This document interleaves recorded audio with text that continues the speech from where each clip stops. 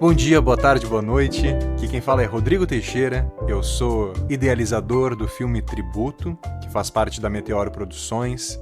Nesse projeto eu assino a direção, o roteiro e também a direção de acessibilidade. E é sobre isso, exatamente sobre isso, que a gente vai conversar um pouco hoje. Estou muito bem acompanhado, aqui ao meu lado está o Rafael Braz. Rafael Braz, que além de meu amigo, além de meu sócio na Mil Palavras Acessibilidade Cultural, é um especialista em audiodescrição. Então hoje o nosso papo é sobre isso, né, Rafa? É isso aí. Muito bom, Rodrigo, estar aqui contigo para a gente poder conversar sobre acessibilidade e outras questões nesse contexto da deficiência. É um prazer, uma alegria estar aqui para a gente bater esse papo hoje. Rafa, a primeira pergunta que eu queria te fazer, para a gente iniciar: uma pessoa com deficiência pode ser ator, pode ser atriz, pode participar de um filme? Tanto pode que tu me convidou para fazer o tributo, não só o que a gente agora, em outras etapas, está fazendo a audiodescrição, mas também tá lá na tela, tá lá como ator, participando do filme, trabalhando, né? Então é interessante pensar essa tua pergunta, essa tua provocação, porque sim, né? Já trazendo o tema do capacitismo, que acompanha cotidianamente, né? Aquilo que as pessoas colocam, pensam de forma pré-concebida, né? Esse lugar, quais lugares que as pessoas com deficiência podem ou não podem ocupar, dentro de uma ideia, né, muitas vezes preconceituosa, né? O que a gente chama de capacitismo a pessoa com deficiência visual não pode fazer tal coisa. Então, a pergunta que tu faz, ela é muito interessante já para a gente poder quebrar esses estigmas, né? Já dispara muitos pensamentos sobre, bom, o que pode fazer uma pessoa com deficiência? Bom, pode fazer muita coisa, porque antes de ter deficiência, é uma pessoa com diferentes capacidades, diferentes habilidades, diferentes formas de pensar, diferentes talentos, né? Diferentes meios de se expressar. Já um aviso de spoiler aqui. No Tributo, o Rafa, ele interpreta o César. Ele é um professor. E é na segunda parte do filme, assim, que o personagem do Rafa aparece, no segundo arco dramático do filme, em que ele é um paciente terminal. Ele já está vivendo, assim, alguns anos com um câncer, que está chegando num período de finalidade, de terminalidade. E ele é o personagem que vai provocar a Roberta, que é a nossa protagonista. Vai provocar essa personagem a encontrar dentro dela algumas perguntas, algumas ausências, alguns desencontros que ela acabou criando na sua jornada, né? A Roberta, que era uma cantora, que a mãe falece, ela acaba se tornando uma enfermeira. E o Rafa, ele é esse personagem provocador, que vai trazer à tona algumas reflexões nessa personagem. E eu tô falando tudo isso para dizer que, no Tributo, o César, ele é um homem com deficiência visual, porque o Rafa é um homem com deficiência visual, mas a deficiência não é destacada, né? O filme não é sobre a deficiência visual. Exatamente, Rodrigo. Esse ponto que tu toca é fundamental, né? A gente pensar assim, bom, então o que uma pessoa com deficiência visual pode fazer? Pode ser ator? Bom, isso é interessante a gente pensar que o próprio capacitismo traz às vezes assim, não pode fazer tal coisa ou pode. E aí dentro da lógica capacitista se formulam ideias que pode para fazer tal coisa, pode ser ator, e aí num filme, num trabalho, numa exposição, num espetáculo que vai abordar a questão da deficiência. E isso também fala de uma expectativa capacitista. E aí agora o que tu traz sobre a entrada, né, do César no tributo, a participação, né, a função desse personagem, como ele se apresenta, ele tá lá como professor, ele tem uma trajetória de vida, ele tem tantos atravessamentos, mas o centro da questão, ele tá lá não para falar, não para abordar a questão da deficiência visual. E tudo bem se tivesse, né, o que a gente tá trazendo aqui não é que não possa, mas é poder quebrar esse estigma de que sempre tem que trabalhar esse tema, né? Por que uma pessoa com deficiência visual, num trabalho artístico, cultural, ou um debate, vai ter que ser sempre o centro da questão a deficiência? No meu caso, a deficiência visual, não. E a gente tem isso, né? Um filme que traz um ator com deficiência visual, né? Logo, o personagem tem deficiência visual, mas a temática é outra ali, o centro da questão é outra.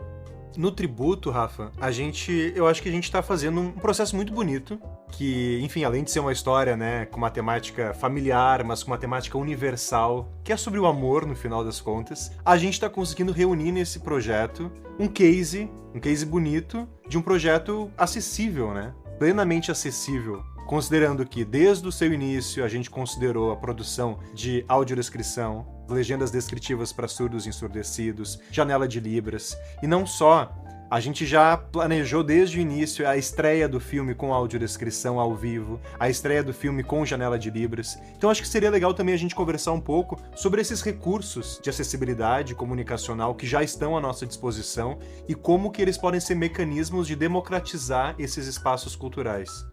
Sim, isso tu está trazendo aqui essa questão da acessibilidade cultural e que, bom, vários projetos, né, têm acessibilidade cultural de ter libras, legendas para surdos e ensurdecidos, audiodescrição para as pessoas com deficiência visual, mas raramente os filmes são pensados desde o início com os recursos de acessibilidade, né? Como que isso vai entrar na produção.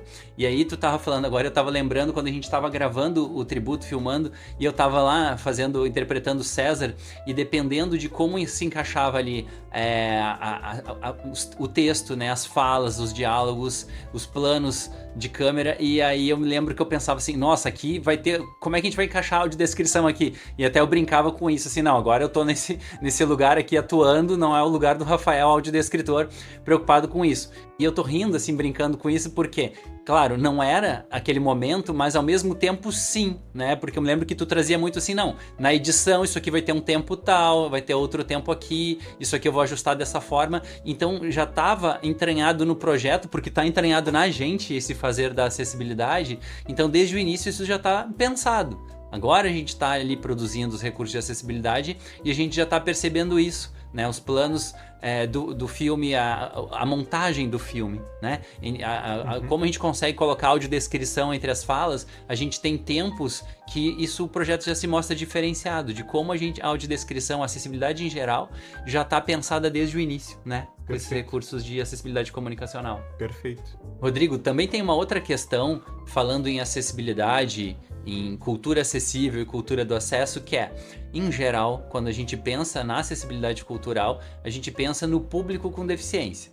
Como, por exemplo, no caso da audiodescrição. Bom, o filme tem audiodescrição, então ele vai chegar para as pessoas com deficiência visual de forma acessível.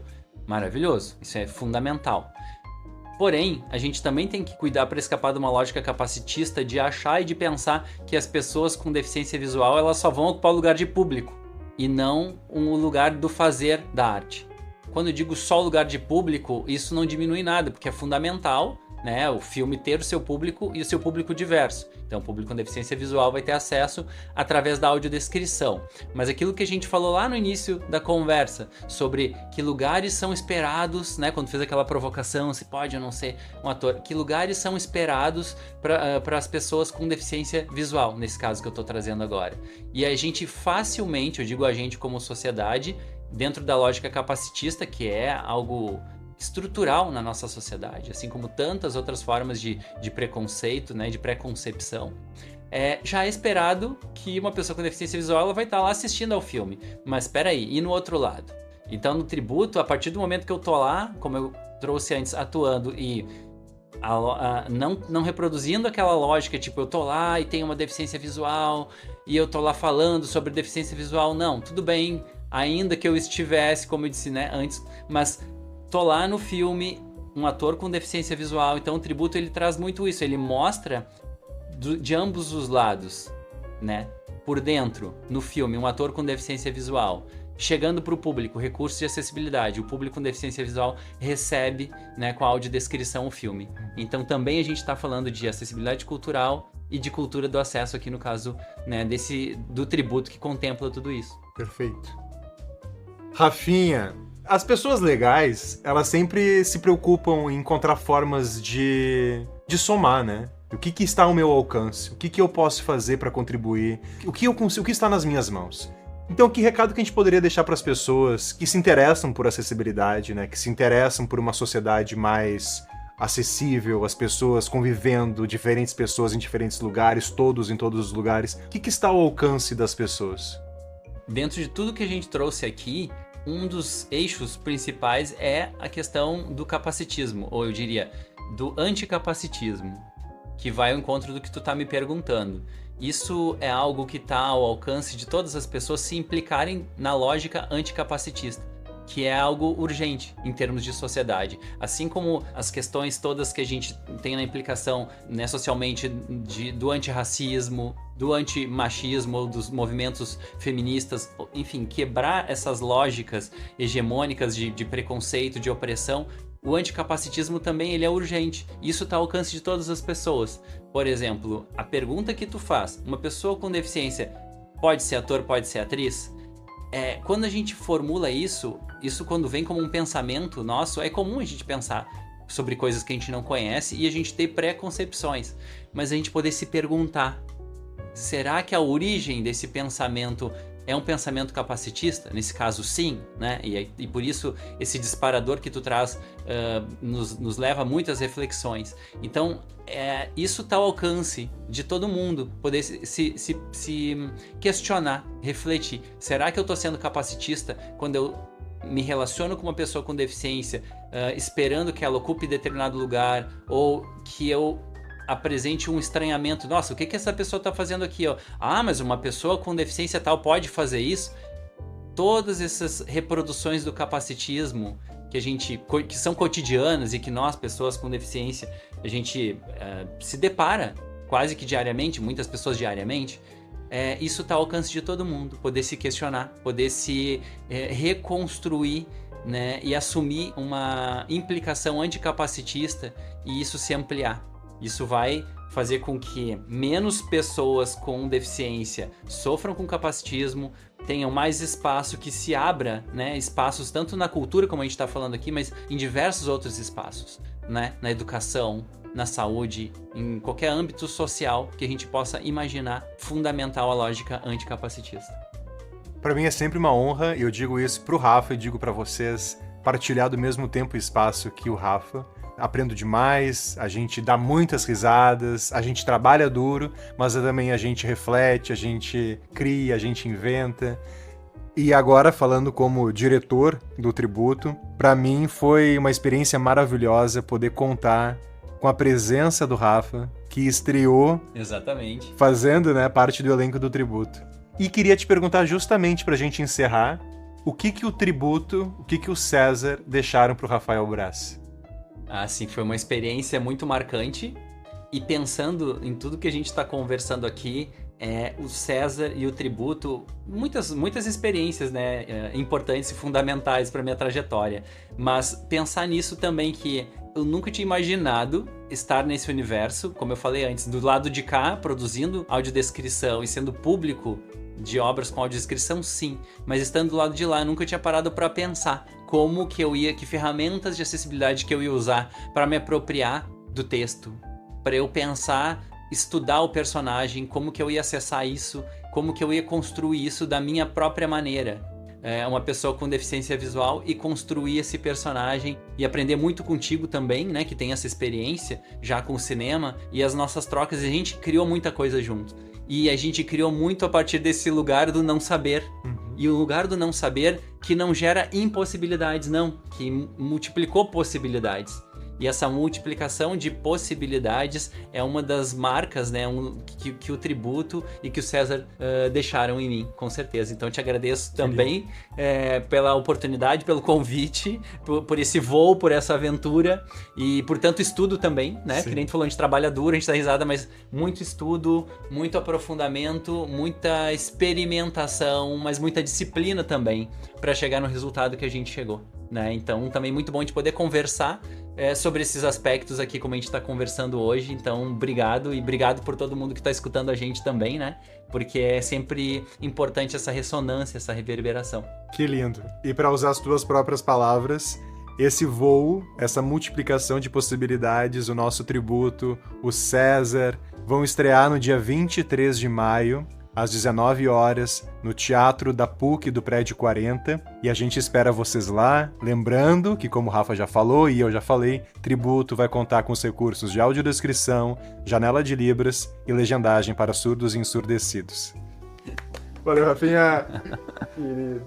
Muito bom. Valeu, né? Muito, muito.